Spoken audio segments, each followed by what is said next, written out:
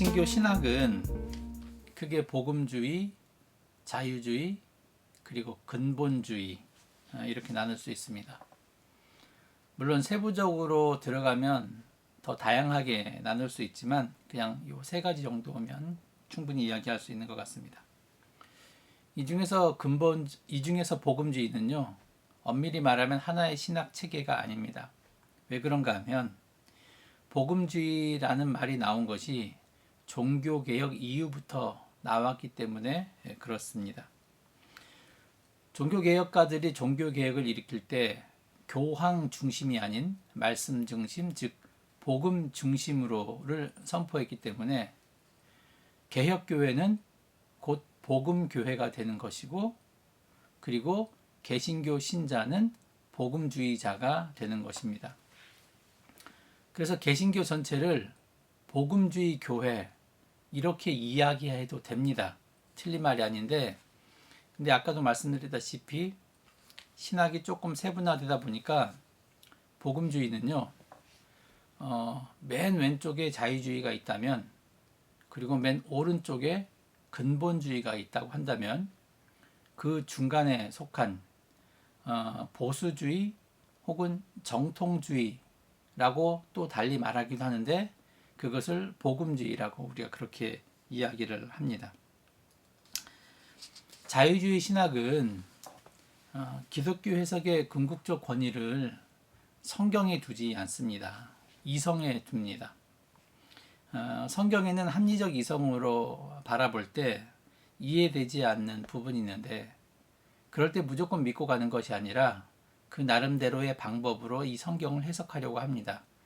그런데 그 나름대로의 방법이라는 것이 성경을 한 권의 책으로 바라보면서 문학 비평 양식을 쓰던가 또는 과학적 방법을 동원한다는 것이죠.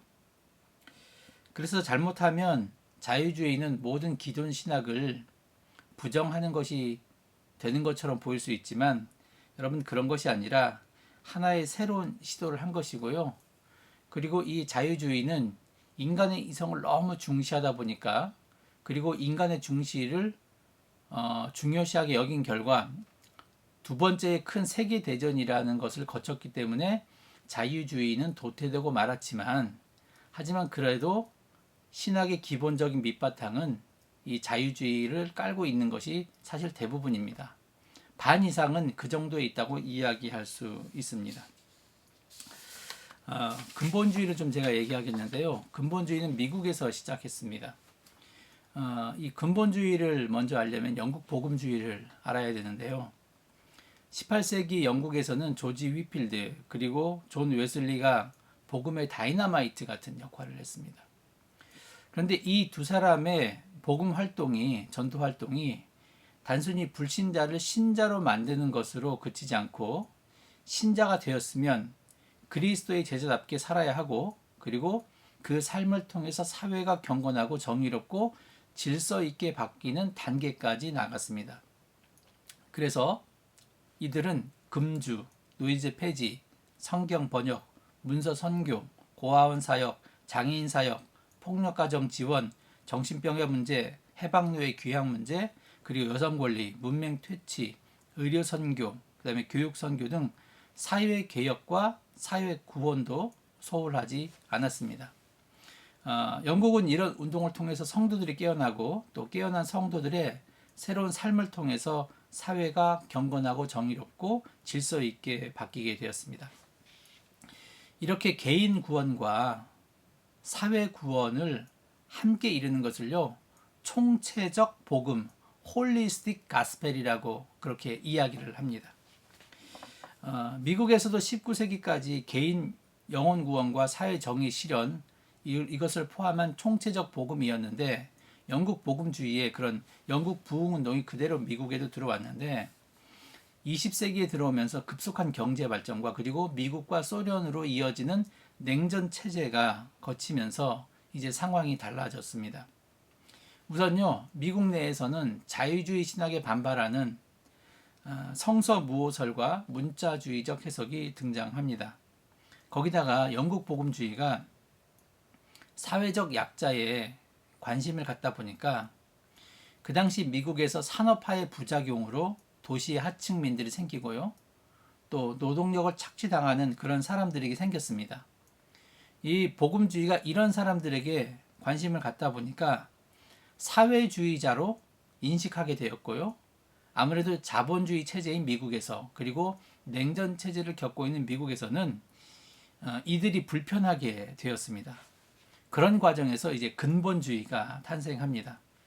성서무호설, 문자적 해석, 그리고 대중적인 복음 전도를 하지만 단순한 믿음을 강조하면서 사회적 책임을 지려하지 않습니다. 한 발 더 나아가서요, 교회의 사회 참여를 부정적으로 보는 경향까지 생겼습니다. 그래서 지금도 근본주의자들은 개인 구원과 사회 구원이 대립되는 것으로 여깁니다. 그렇다고 해서 미국에 다 근본주의자만 있는 것도 아니고요. 미국에는 자유주의, 근본주의, 그리고 복음주의 이렇게 다 섞여 있습니다.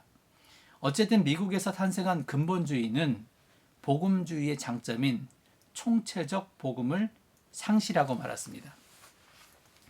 자, 그런데 이 총체적 복음이 다시 등장하게 된 게 언제냐면 1974년 바로 빌리 그레이엄, 우리가 그 잘 아는 빌리 그레이엄의 주최하에 159개국 그리고 135교단 2473명의 복음주의 기독교 지도자들이 스위스 로잔에 모여서 이제 회의를 하게 되는데, 이것을 로잔 대회라고 그렇게 이야기를 합니다.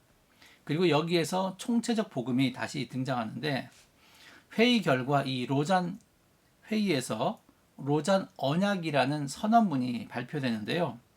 거기에 보면 이제 여러 가지 항이 있는데, 그 중에서 그리스도인의 사회적 책임이라는 부분에서 이렇게 이야기합니다. 사회 참여가 곧 전도일 수 없으며 정치적 해방이 곧 구원은 아닐지라도 전도와 사회 정치적 참여는 우리 그리스도인의 의무의 두 부분임을 인정한다. 우리가 주장하는 구원은 우리로 하여금 개인적 책임과 사회적 책임을 총체적으로 수행하도록 우리를 변화시켜야 한다. 행함이 없는 믿음은 죽은 것이다. 이렇게 하면서 성경적으로 균형이 잡힌 가르침이자 18세기 총체적 기독교의 모습을 잘 담아냈습니다. 그리고 이 로잔 대회 이후 1989년 2차 대회가 마닐라에서 이어졌고요. 3차 대회가 2010년에 남아프리카 공화국 케이프타운에서 열리면서 이 복음주의는 이 로잔 언약, 개인 구원과 사회적 구원을 함께 이루는 것을 그들의 전통으로 지키고 있습니다. 제가 신학사조와 총체적 복음에 대해서 길게 말씀드린 이유는요, 바로 오늘 말씀이 그런 연결선상에 있기 때문입니다. 사실 아직도 한국에서는 근본주의적인 요소가 많습니다. 그리고 아직도 한국은 분단체제이기 때문에요, 이런 총체적 복음을 이야기하면 좌파 아니면 때로는 자유주의라고 이야기하면 곧 이단이라고까지 불리는 그런 경향이 있는데, 근데 여러분, 이 지금 말하는 자유주의와 그 18세기 말하는 자유주의는 완전히 다릅니다. 그거는 완전히 다릅니다. 2차 대전 이후로 그 전에 있던 자유주의는요 도태되었고요. 지금 만약에 여러분 혹시나 캐네디언들을 만나면서 나 자유주의자다 이렇게 얘기하면 그 사람들은 어떻게 받아들이냐면요, 이 사람은 중도 성향의 사람이구나 이렇게 생각합니다. 우리가 생각한 저 왼쪽에 있는 사람이 아니라 자유주의자라고 하면 중도 성향, 그러니까 이게 많이 바뀌었다는 그런 겁니다. 그러다 보니까 이 한국교회에서 이런 문제에 대해서 잘 다루지 않고 개인 구원에만 초점을 맞추는 그런 경향이 있는데, 바로 오늘 말씀은 그런 부분에 대해서 다시 한번 생각해 준다는 것이죠. 오늘이 성령 강림 주일이고 또 오늘 본문이 성령 강림을 대표적으로 보여주는 말씀인데, 우리는 때로 성령 충만과 사회 구원이 연관성이 없는 것으로 생각할 때가 많습니다. 그러다 보니까 구원은 개인적인 것으로 끝나는 것이지 사회와 연결시키는 것은 기독교인의 의무가 아니라고 생각합니다. 그러면서 한국교회에서는 이 총체적 복음을 폐기하려는 경향까지 있습니다. 하지만 오늘 말씀을 잘 들여다보면 그렇지 않다는 것을 우리가 알 수 있습니다. 그래서 우리가 오늘 말씀을 살펴보면서 우리가 그동안 놓치고 있었던 것은 무엇인가, 그것을 생각하며 은혜를 나누겠습니다. 오늘 말씀에 마가의 다락방에 모인 120명의 제자들이 열심히 기도할 때에 성령이 급하고 강한 모습으로 각자 위에 임하는 것을 묘사하고 있고, 또 성령 충만 받은 사람들이 더 이상 숨지 않고 담대하게 나가서 복음을 전파하게 되었다. 그것을 전하고 있습니다. 그래서 전통적인 해석에서는요, 제가 과거 고등학교, 중학교, 고등학교 때 부흥회 가면 항상 성령 충만, 이 본문으로 목사님들이 항상 설교를 하셨죠. 그러면서 뭐라고 얘기합니까? 성령 충만 받기 위해서는 정말로 죽기 살기로 기도해야 된다. 항상 이런 식으로 이야기하셨고, 또 성령 충만 받은 사람은 복음을 전파하는 일에 담대히 나가야 한다. 이런 해석을 주로 하셨습니다.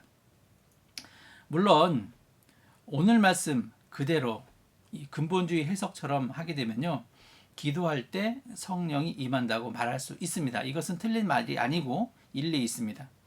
하지만 이런 성서 해석 이전에 기도하던 120명이 왜 그렇게 힘쓸 수밖에 없었는지, 그렇게 기도에 힘쓸 수밖에 없었는지, 그것을 아는 것이 지금 우리 신앙에 더 도움이 됩니다.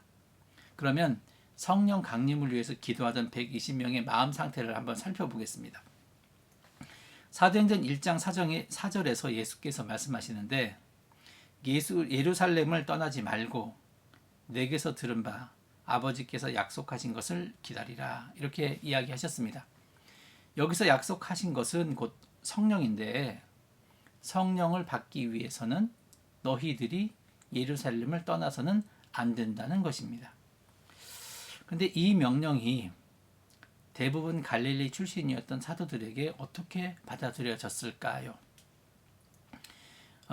이 예수의 명령이 사도들에게는 썩 유쾌하게 다가오지는 않았을 것입니다. 왜냐하면 제자들에게 예루살렘은요, 유쾌한 기억이 머무는 곳이 아니기 때문입니다. 제자들에게 있어서 예루살렘은 비겁하고 무기력한 자신들의 인간성이 적나라하게 드러나는 곳입니다. 어쩌면 그들은 엠마오로 가는 두 제자처럼 하루빨리 고향으로 내려가고 싶었을지 모릅니다. 자신들의 실패한 과거 경험이 다시 생각나게 하는 그런 패배의 장소에 머물고 싶지 않았을 것입니다. 따라서 사도들에게 예루살렘을 떠나지 말라, 이렇게 말씀하신 것은 우리의 패배와 절망, 그리고 상처와 이 한의 자리를 떠나지 말라는 그런 말씀입니다. 닭 울기 전에 예수를 3번씩이나 모른다고 부인했던 그 모습, 그 자리에서 떠나지 말고, 또 의로우신 예수께서 무력하게 죽어가는 그 처참했던 패배의 기억을 떨쳐내지 말고 그대로 간직한 채 예루살렘에 남아 있으라는 것입니다. 왜냐하면 그 몸서리 치던 수치와 패배, 낙담, 그리고 절망을 간직해야만 성령 강림에 대한 기대를 심화시킬 수 있기 때문입니다. 여러분, 성령은 아무에게나 임하는 것이 아닙니다. 패배와 좌절 가운데 있지만, 억울하고 분통 터지는 슬픔 가운데 있지만, 그럼에도 불구하고 희망을 잃지 않는 사람, 그런 가운데서 기도하는 사람에게 바로 성령이 임하는 것입니다. 패배의 아픔과 예수와의 이별이 주는 슬픔과 절망을 이기지 못한 제자들이 예루살렘을 떠나면 안 되는 이유가 바로 여기에 있습니다. 따라서 예루살렘을 떠나지 말고 내게서 들은 바 아버지께서 약속하신 것을 기다리라는 이 명령을요, 풀어 써보면 이렇게 됩니다. 여러분이 실패한 그 자리, 여러분의 인간성이 적나라하게 노출된 그 자리에서 한 발짝도 물러서지 말고 부릅뜬 눈으로 여러분의 바닥난 인간성을 응시해야 합니다. 예수의 죽음이 억울하게 느껴지고 처절하게 느껴지고 악몽처럼 느껴지는 곳, 예루살렘을 떠나지 말고 거기에 있어야 합니다. 그때 비로소 여러분은 성령의 사람이 될 수 있습니다. 저는 이 말씀이 패배 경험이 있고요, 억울함을 당한 사람을 살리기 위한 말씀으로 받아들입니다. 사람에게 있어서 패배의 경험, 또 좌절의 경험이 있다는 것은요, 자칫 잘못하면 그 사람을 부정적인 사람 또는 그 사람의 시선을 굉장히 좁게 만들 수 있는 그런 경향이 있습니다. 그래서 이 패배의 경험을 한번 경험한 사람들은요, 가능하면 타인을 배척하고 자기 것만 지키려고 합니다. 사람이 굉장히 자기중심적이 되고 보수적이 된다는 것이죠. 그리고 마음에 한이 있다 보면 정상적인 사회생활이 힘들 수 있습니다. 요즘 말로 이야기하면 트라우마를 가지고 살아간다는 거죠. 보통의 경우가 다 그렇습니다. 하지만 위기가 곧 기회다, 이런 말이 있습니다. 여러분 영화 명량, 이순신 장군 이야기, 그것을 아마 보신 분이 있을 텐데요. 거기에 보면 굉장히 유명한 대사가 나오죠. 두려움을 용기로 바꿀 수만 있다면. 여러분 그렇습니다. 만일 두려움을 용기로만 바꿀 수 있다면 그 용기는 100배, 1000배 큰 용기로 증폭되어 나타날 것입니다. 그리고 그 용기로 담대하게 하나님 앞에 설 수 있습니다. 그래서 여러분, 우리가 아무리 추악한 죄를 지었다고 하더라도, 우리가 아무리 큰 패배의 경험을 했다고 할지라도, 그리고 지금처럼 팬데믹으로 인해서 사람이 할 수 있는 것이 없는 상황에 있다고 할지라도, 여러분 그 좌절, 그 분노, 그 한, 그 두려움, 그 패배의 감정들을, 여러분 이것을 우리가 1000배, 100배 기도의 용기로 여러분 이것을 바꿀 수 있다고 한다면, 우리 가운데 엄청난 역사, 바로 초대교회에 임한 그 성령의 역사가 우리 가운데 일어난다는 것을 분명히 믿는 저와 여러분이 되시길 바랍니다. 여러분, 죄를 지은 사람에게도요, 성령은 오십니다. 시편 51편은 다윗이 밧세바와 간음한 이후에 지은 시입니다. 자, 죄를 범한 다윗이 하나님께 호소합니다. 10절 보면요, 하나님이여 내 속에 정한 마음을 창조하시고 내 안에 정직한 영을 새롭게 하소서. 나를 주 앞에서 쫓아내지 마시며 주의 성령을 내게서 거두지 마소서. 주의 구원의 즐거움을 내게 회복시키시고 자원하는 심령을 주사 나를 붙드소서. 여러분, 때로는 사람이 좀 뻔뻔해져야 될 수도 있습니다. 아무리 큰 죄를 졌다고 할지라도요, 아무리 큰 패배의 경험이 있다 할지라도, 지금처럼 팬데믹이 우리를 두렵게 할지라도, 여러분 지금의 어려움을 소망으로만 바꿀 수 있다면, 그 소망은 기존 우리가 가지고 있던 소망보다 100배, 1000배 큰 소망으로 증폭되면서 우리는 기도할 수 있고, 그런 가운데서 성령의 은혜를 체험할 수 있습니다. 제자들의 마음이 바로 이런 마음이었다는 거죠. 이런 마음으로 기도했다는 것입니다. 자, 그리고 그들이 그런 마음으로 기도할 때 그토록 고대했던 성령이 드디어 강림합니다. 자, 2절에 보면요, 후련히 하늘로부터 급하고 강한 바람 같은 소리가 있어 그들이 앉은 온 집안에 가득하며 마치 불의 혀처럼 갈라지는 것들이 그들에게 보여 각 사람 위에 하나씩 임하여 있더니 그들이 다 성령의 충만함을 받고 성령이 말하게 하심을 따라 다른 언어들로 말하기를 시작하니라. 자, 2절에 보면 성령 강림의 현장을 호련히 하늘로부터 임하는 급하고 강한 바람 소리로 묘사하는 반면에 3절은 성령 강림의 모습을 불의 혀처럼 갈라진다, 이렇게 그러면서 각 사람 위에 임한다, 그렇게 이야기를 하고 있습니다. 이 말씀을 보면 제가 이런 걸 좋아하진 않는데, 이런 표현을 좋아하진 않는데, 성령이 임한 원리 또는 성령이 임하는 방법을 우리가 좀 생각해 볼 수 있습니다. 자, 먼저 3절부터 보면요, 자, 3절 잘 보세요. 마치 불의 혀처럼 갈라지는 것들이 그들에게 보여 각 사람 위에, 개별적으로 성령이 임했다는 것이죠.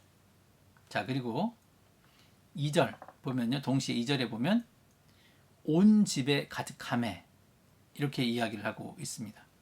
여러분, 이것은 무엇입니까? 공동체적인 차원에서 성령을 받았다는 말입니다. 우리는 흔히 신앙을 개인적인 것으로 생각합니다.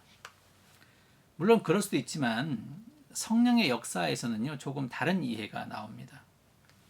오늘 말씀에서 성령은 각각 개인이 받는 것이면서 동시에 공동체가 함께 받아야 한다는 것을 우리가 알 수 있습니다.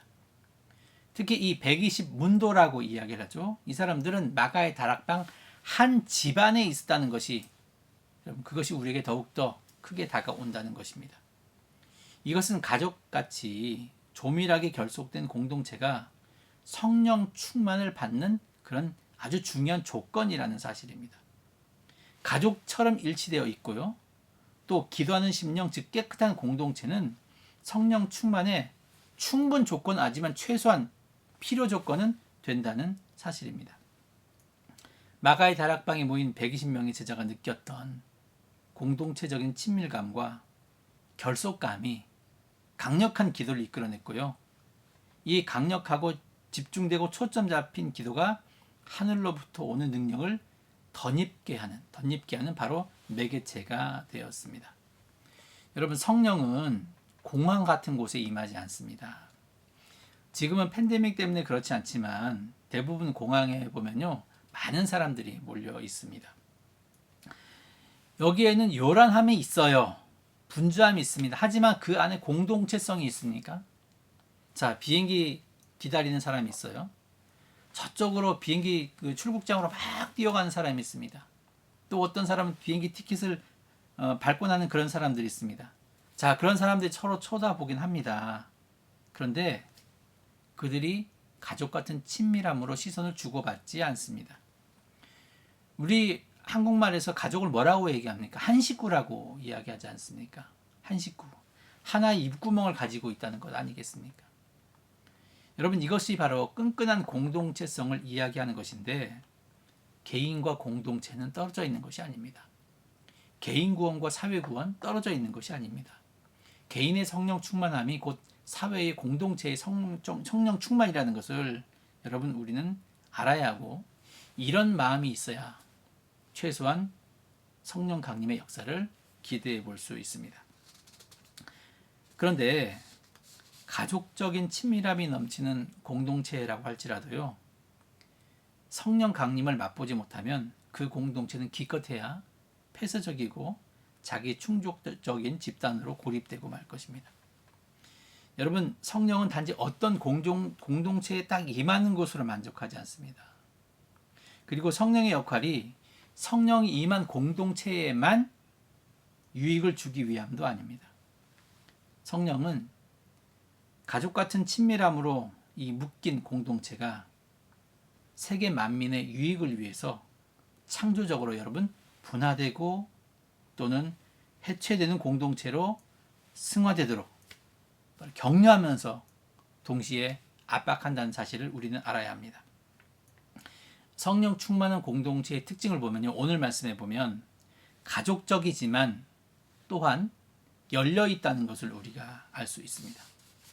자칫 잘못하면 성령 충만의 역사가 우리만의 잔치로 끝날 수 있는데, 하지만 제대로 된 성령의 역사라고 한다면 절대로 자기들만 특정한 공동체 유익으로만 끝나지 않습니다. 공동체의 유익이 세상으로 흘러갑니다. 자, 그 사실을 알 수 있는 것이 바로 4절인데, 그들이 다 성령의 충만함을 받고 성령이 말하게 하심을 따라 다른 언어들로 말하기를 시작하니라. 자, 이 말씀을 보면요, 제자들 스스로가 감동하여서 나가서 복음을 전했다라고 하지 않습니다. 성경에 보시면 성령이 말하게 하심을 따라 그들이 복음을 전했습니다. 내 의지로 말하는 것이 아니라 성령의 말하게 하심을 따라 120명이 말하기 시작했습니다. 즉, 이것은 제가 얘기한 것처럼 성령은 성령 받은 공동체에만, 그들을 위해서만 오신 것이 아니라 바로 성령 받은 공동체를 통해서 그 성령의 역사가 이 땅에 흘러가시도록 하신다는 것입니다. 사실 여러분, 이런 모습이 성경적입니다. 그래서 복음이 총체적이 되어야 합니다. 하나님의 교회에 성령이 충만하고 그 충만한 성령이 세상으로 흘러가서요, 사람들을 변화시켜야 합니다. 그리고 그 변화된 사람들이 다시 교회에 들어옵니다. 그리고 그 교회에 들어온 사람들이 다시 충만함을 받습니다. 그리고 세상에 그 역사가 다시 흘러갑니다. 여러분, 이런 선순환적인 구조가 성령의 궁극적인 목표입니다. 나 혼자 구원받는 것으로 끝나지 않고 나의 선한 영향력이 세상에 흘러가서 세상에 있는 악을 물리치고 그 땅에 하나님 나라를 건설하는 것이 바로 하나님의 마음입니다. 성령이 강림하자 바로 이런 역사가 일어났습니다. 120문도의 입에서 스스로 통제할 수 없을 정도로 강력한 하나님의 역사가 일어난 것입니다. 그들은 세계 만민을 향해서 모든 계층과 계급에 속한 사람들을 향해서 세계 만민의 지방 언어로 하나님의 일을 증거하기 시작했는데, 여러분, 우리가 여기서 흔히 방언이 터졌다라고 하는데, 여러분, 이것은 외계어 같은 그런 얘기를 하는 게 아니라요, 각기 세계 만국에 온 사람들이 자기네 말로 알아들었습니다. 이건 뭐냐면 외국어를 했다는 거예요. 그러니까 외계어를 했다는 게 아니라 외국어를 했다는 것입니다.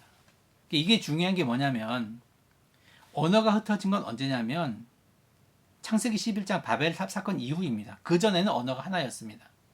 하지만 사람들이 하나님처럼 되고자 하는 그 욕심 때문에 하나님께서 바벨탑 사건 이후로 언어를 흩으셨습니다. 그것은 무엇이냐? 말이 통하지 않게 됐다는 거예요. 부부지간에도 친구지간에도 말이 통하지 않게 됐다는 겁니다. 근데 문제는 말이 통하면 아무리 큰 오해가 있다고 해도 풀릴 수 있어요. 그렇죠? 이게 말이 통하지 않으면 도대체 무슨 말을 해야 이게 대화가 되든지 하면서 이 오해를 풀어나갈 것인데 그렇지 못했다는 것입니다. 그런데 성령이 오니까 사람들이 말을 알아듣기 시작한 거예요. 다시 언어가 하나가 되었다는 것입니다. 여러분, 그래서 내가 성령 받은 사람이다. 근데 완전 옹고집이야. 나 죽어도 안 바뀌어. 과연 성령 받은 사람일까? 이것을 다시 한번 생각해야 되고요. 그 공동체가 성령 충만한 공동체냐 아니냐를 알 수 있는 하나는요, 그들이 대화하는 것을 보시면 알 수 있습니다. 저는 우리 드림교회가 늘 성령 충만한 교회가 되기를 원합니다. 자, 근데 이제 제자 120명이 이렇게 막 각 나라 방언으로 말하기 시작하니까 사람들이 당황해요. 13절에 보면 또 어떤 이들은 조롱하여 이르되 그들이 세술에 취하였다 하더라, 이렇게 이야기합니다. 갈릴리는요 정말 시골 총구석이거든요. 이게 외국어를 배울 수 있는 그런 구조가 아니에요. 그런데 그 사람들이 뭐 한 나라의 말만 하는 게 아니라 각기 나라의 말로 막 복음을 전파하기 시작하니까 사람들이 깜짝 놀라면서 뭐냐면 저 사람네 세술에 취했다, 이렇게 이야기를 합니다. 이 세술에 취했다라는 말은 이 120명의 문도를 비꼬거나 비아냥거리는 그런 말 같지만, 깊게 생각해 보면요, 이들이 참 제대로 된 이야기를 했고, 특히나 이 성경에서 세술이라고 말하는 것을 보면 그런 의도가 있다는 것을 우리가 좀 알 수 있습니다. 자, 120문도는요 정말 오랫동안 숙성된 포도주에 취한 것입니다. 오랫동안이라고 하면 얼마냐? 약 1500년 정도 묵은 포도주에 취했습니다. 이사야 25장 6절에 보면 그 오랫동안 숙성시킨 포도주 이야기가 나옵니다. 만군의 여호와께서 이 산에서 만민을 위하여 기름진 것과 오래 저장하였던 포도주로 연회를 베푸시리니 곧 골수가 가득한 기름진 것과 오래 저장하였던 맑은 포도주로 하실 것이며, 이렇게 이야기하고 있습니다. 하나님께서 이 땅에 오시면 세상 모든 만국을 심판하시고, 그리고 이제 그 하나님의 새로운 백성과 새로운 연회를 베푸시는데, 이때 오랫동안 저장하였던 맑은 포도주를 꺼내신다, 그렇게 이야기를 하고 있는데, 여러분, 이 포도주는 하나님께서 준비하신 것인데, 하나님께서 이 날을 위해서 아브람 때부터 예수까지 무려 1500년간 발효되고 숙성된 포도주입니다. 지금까지 사람들이 경험하지 못했던 포도주입니다. 그래서 성경은 그냥 술이라고 하지 않고요, 새술이라고 하는데, 이 오순절 당시는 보리를 거둘 때예요. 아직 포도를 수확할 때가 아닙니다. 그러면은 포도가 익어야 여러분 그 포도로 포도주를 만들어서 새술을 만들 거 아니겠습니까? 그러면 시기적으로 지금 보면 새술이 나올 때가 아니에요. 그런데 성경에 뭐 술에 취했다라고 하지 않고 새 술에 취했다라고 하는 것은 오순절은 시간적 그렇기 이것은 무엇이냐면 이때까지 인간이 경험해 보지 못한 술이기 때문에 성경에서는 굳이 새 술이라고 우리에게 전하고 있다는 것입니다. 여러분, 이 값진 포도주는 교황도 맛볼 수 없습니다. 아무리 미국 대통령이라고 해도요, 이 포도주를 구입할 수 없습니다. 이 포도주는 이 세상의 가치와 질서를 과감하게 상대하고요, 하나님 나라를 소망하는, 그리고 예수를 주라 고백하는 바로 그리스도인에게 하사하신 선물입니다. 여러분, 이 포도주는 이기심과 탐욕, 자기 주장, 교만, 절망, 자포자기, 여러분, 이런 사람으로 하여금 자신을 잊고 예수를 믿도록 도와주는 선물입니다. 성령이 세수를 마시면요, 제정신을 잃고 다른 환각 물질로 충만한 것이 아니라 예수의 정신으로 충만하게 됩니다. 그래서 예수 믿는 사람은 그런 점에서 술에 취한 사람입니다. 그리고 절대로 제정신으로 돌아오면 안 됩니다. 여기서 말하는 제정신은 탐욕, 교만, 음란, 경쟁, 이런 모든 것들입니다. 제정신은요, 자신은 물론 다른 사람까지 절망에 빠뜨립니다. 우리가 신앙생활 하다가요, 제정신이 들어오면 어떤 생각하냐면, 내가 왜 이렇게 큰 돈과 시간을 교회에 바치지? 내가 왜 이렇게 사역자가 돼서 2억 말리까지 와서 고생하지? 내가 왜 새벽에 자지 않고 이렇게 기도하지? 빨리 가서 돈 벌어야지. 여러분, 이렇게 생각하게 됩니다. 하지만 성령에 취하면요, 자기가 손해보는 것도 모르고 하나님 나라를 위해서 계속 자원봉사하면서 때로는 인생이 아마 이런가 보다 하면서 계속해서 그렇게 살 수 있는 힘을 얻게 된다는 것입니다.